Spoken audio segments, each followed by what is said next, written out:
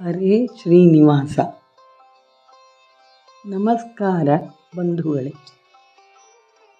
ಈಗ ಚಾತುರ್ಮಾಸದಲ್ಲಿ ಮಾಡಬಹುದಾದ ಕಾಮ್ಯವ್ರತಗಳನ್ನು, ಅಂದರೆ ನಾವು ಫಲಾಪೇಕ್ಷೆಯನ್ನು ಬಯಸಿ ಮಾಡುವ ವ್ರತಗಳು ಹಾಗೂ ಅದಕ್ಕೆ ಬರುವ ಫಲಗಳನ್ನು ನೋಡೋಣ. ಮೊದಲನೆಯದಾಗಿ, ಪರಮಾತ್ಮನಿಗೆ ನಮಸ್ಕಾರ ಮಾಡುವುದರಿಂದ ಗೋದಾನದ ಫಲ ಸಿಗುತ್ತದೆ. ಪರಮಾತ್ಮನಿಗೆ ನಿತ್ಯ 108 ಪ್ರದಕ್ಷಿಣೆ ಹಾಕಿದರೆ ವಿಷ್ಣು ಲೋಕ ಪ್ರಾಪ್ತಿ ಆಗುತ್ತದೆ. ಅಯಾಚಿತ ವ್ರತದಿಂದ ಬಾವಿ ಕೆರೆ ಕಟ್ಟಿಸದ ಫಲ ಬರುತ್ತದೆ. ಒಂದು ಹೊತ್ತು ಭೋಜನ ಮಾಡುವುದರಿಂದ ಹೋಮ ಮಾಡಿದ ಫಲ ಬರುತ್ತದೆ. ಎಲೆಯಲ್ಲಿ ಭೋಜನ ಮಾಡಿದರೆ ಕುರುಕ್ಷೇತ್ರದಲ್ಲಿ ವಾಸ ಮಾಡಿದ ಫಲ ಸಿಗುತ್ತದೆ. ಕಲ್ಲಿನ ಮೇಲೆ ಭೋಜನ ಮಾಡಿದರೆ, ಅಂದರೆ ನೆಲದ ಮೇಲೆ ಊಟ ಮಾಡಿದರೆ ಪ್ರಯಾಗದಲ್ಲಿ ಸ್ನಾನ ಮಾಡಿದ ಫಲ ಸಿಗುತ್ತದೆ. ಇನ್ನು ಬೆಲ್ಲ ತ್ಯಜಿಸುವುದರಿಂದ ಒಳ್ಳೆಯ ಕಂಠ ಧ್ವನಿ ಬರುತ್ತದೆ. ಎಣ್ಣೆಯನ್ನು ಬಿಡುವುದರಿಂದ ಸುಂದರ ದೇಹ ಸಿಗುತ್ತದೆ. ಯೋಗಾಭ್ಯಾಸ ಮಾಡುವುದರಿಂದ ಬ್ರಹ್ಮಪದ ಪ್ರಾಪ್ತಿಯಾಗುತ್ತದೆ. ತಾಂಬೂಲ ತ್ಯಾಗದಿಂದ ಸುಖಭೋಗ ಸಿಗುತ್ತದೆ.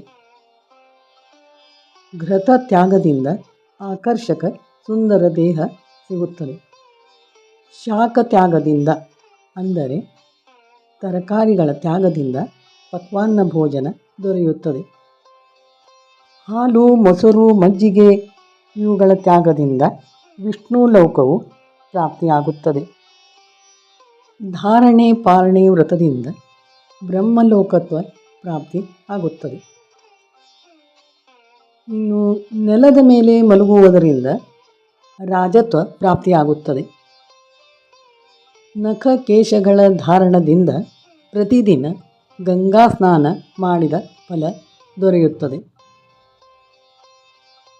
ಚಾತುರ್ಮಾಸದಲ್ಲಿ 4 ತಿಂಗಳು ಮೌನದಿಂದ ಇದ್ದರೆ, ಅಂದರೆ ಭಗವಂತನ ನಾಮಸ್ಮರಣೆ ಮಾತ್ರ ಮಾಡಬಹುದು. ಹಾಗೆ ಮೌನದಿಂದ ಇದ್ದರೆ ಆಜ್ಞಾಧಾರಕತ್ವ ಬರುತ್ತದೆ.